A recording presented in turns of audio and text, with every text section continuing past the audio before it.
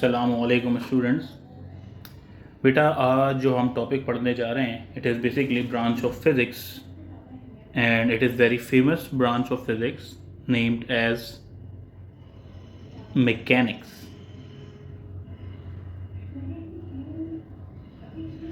और इसको हम एक और नाम से भी जानते हैं जिसको आप कह सकते हैं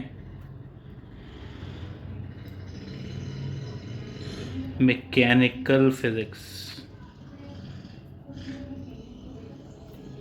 ओके, सो मैकेनिक्स के बारे में हम पढ़ चुके हैं कि सर मैकेनिक्स जो है बेसिकली स्टडी ऑफ मोशन है बॉडी की।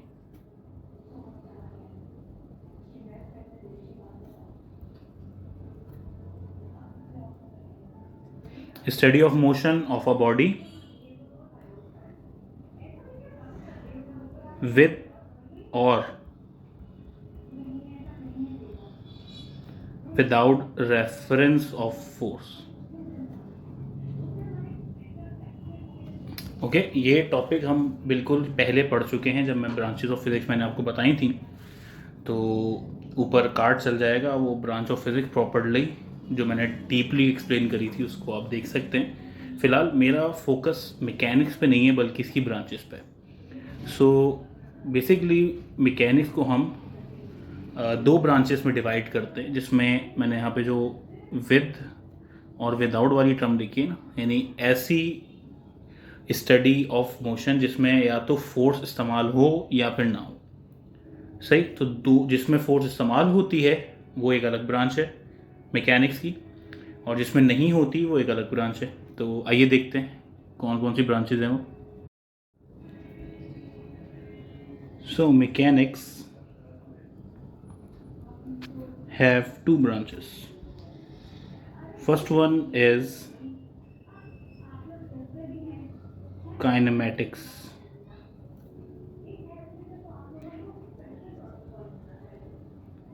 And second one is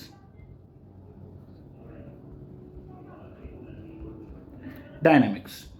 तो जैसा कि आपने डेफिनेशन में पढ़ा विद और without reference of force, so kinematics is study of motion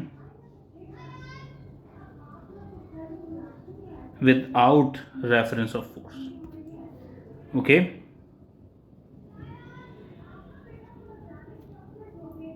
and dynamics is the study of motion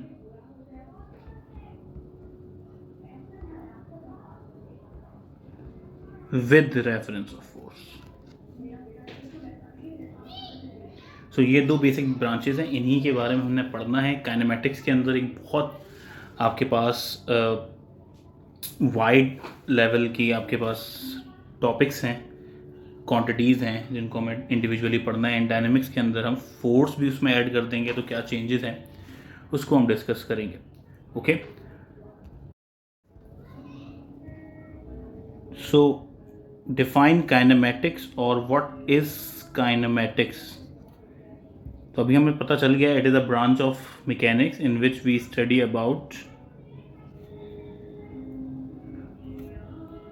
motion without reference of force.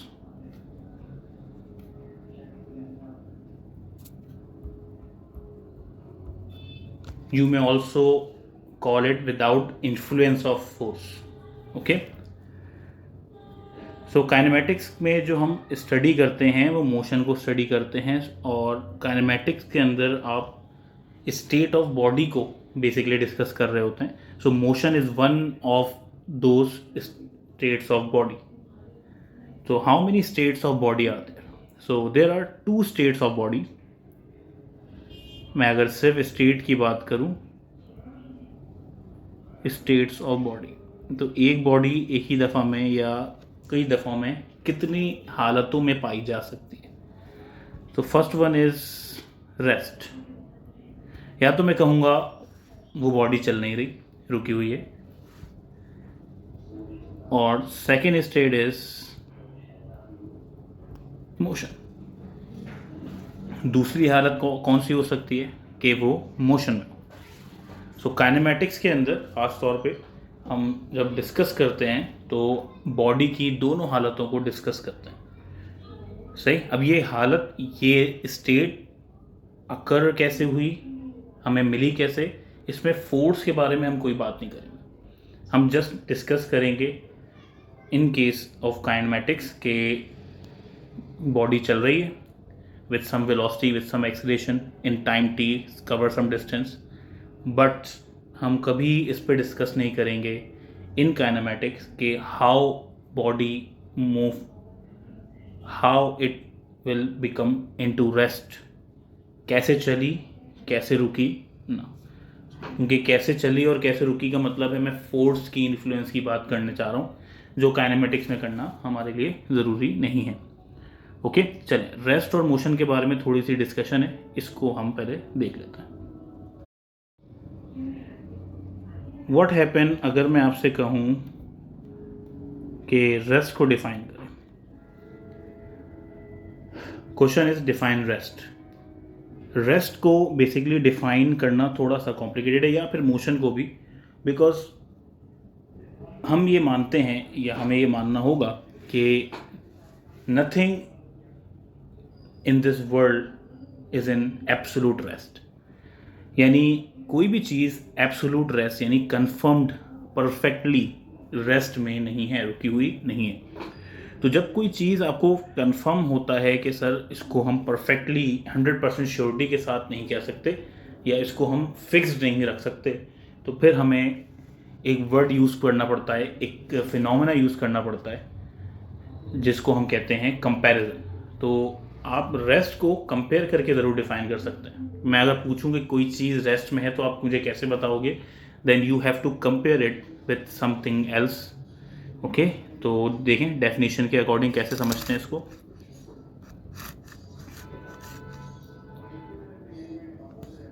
The body is said to be in state of rest if it is not changing its position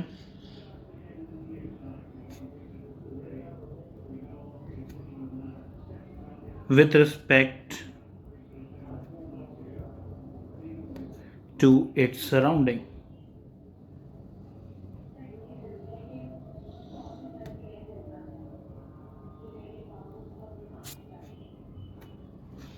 simple सी बात है, अगर कोई body rest में है तो उसको explain करने का सिंपल सा तरीका है कि आप उसको कंपेयर किससे करेंगे, उसकी सराउंडिंग से। So body is in rest if you can जज कि वो बॉडी अपनी सराउंडिंग के कंपैरेटिवली क्या है, अपनी पोजीशन चेंज नहीं कर रही। It mean that body is at rest. Okay, तो अगर बॉडी अपने सराउंडिंग के मुताबिक अपनी जगह चेंज ना करे तो वो रेस्ट में। ओके, तो मैंने कंपैरिजन ले आया, तो कंपैरिजन का सबसे आसान तरीका ये होता है कि आप ऐसी चीज़ से कंपेयर करें जो बिल्कुल उसके अपोजिट है। तो रेस्ट का अपोजिट मोशन है, तो ऑब्वियसली जब आपकी सराउंडिंग मूव कर रही है और सराउंडिंग के हिसाब से आप रुके हुए हैं, तो you are at rest according to your surrounding, and surrounding is moving according to you. तो इसका मतलब अगर मैं मोशन को भी डिफाइन करने जाऊंगा तो उसको भी इसी तरह से मैं डिफाइन कर सकता हूँ। So let's see how to define motion. So define motion और what is motion.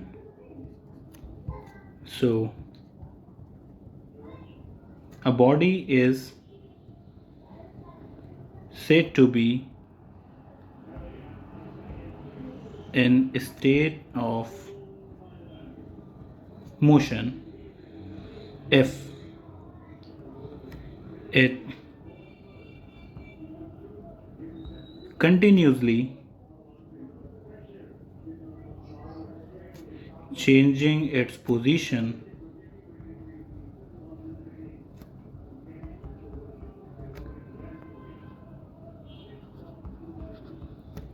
with respect to its surroundings। सो अगर आप देखें, कंपेयर करें रेस्ट के साथ, तो मैंने रेस्ट को कहा था, या रेस्ट में कहा था कि body is not changing its position with respect to surrounding, यानी वो अपने रेस्ट वाली कंडीशन में क्यों है, क्योंकि वो सराउंडिंग के हिसाब से पोजीशन चेंज नहीं कर रही। एंड इन मोशन हम क्या कह रहे हैं, body is said to be in state of rest if it is continuously changing position with respect to surrounding. So compare करें, दोनों क्वेश्चंस के आंसर सेम है, बट बहुत इंपॉर्टेंट बात है कि मैंने इसको डायरेक्टली नहीं कहा बल्कि कंपैरेटिवली कहा है with respect to its surrounding. Okay, so ये आपके पास चंद टॉपिक्स से जो कनेक्टेड हैं काइनेमेटिक्स से, और काइनेमेटिक्स को पढ़ने से पहले आपको इस रेस्ट और मोशन को ज़रूर डिस्कस करना है। सही है? अच्छा जी, मैं अपनी नेक्स्ट वीडियो में रेस्ट और मोशन एब्सोल्यूट नहीं है तो क्या है, इसके बारे में मैं डिस्कस करूँगा। तो मेरी नेक्स्ट वीडियो ज़रूर आप देखिएगा, इससे कनेक्टेड वीडियो है। तो for now that's all for today. Thank you and अल्लाह हाफ़िज़।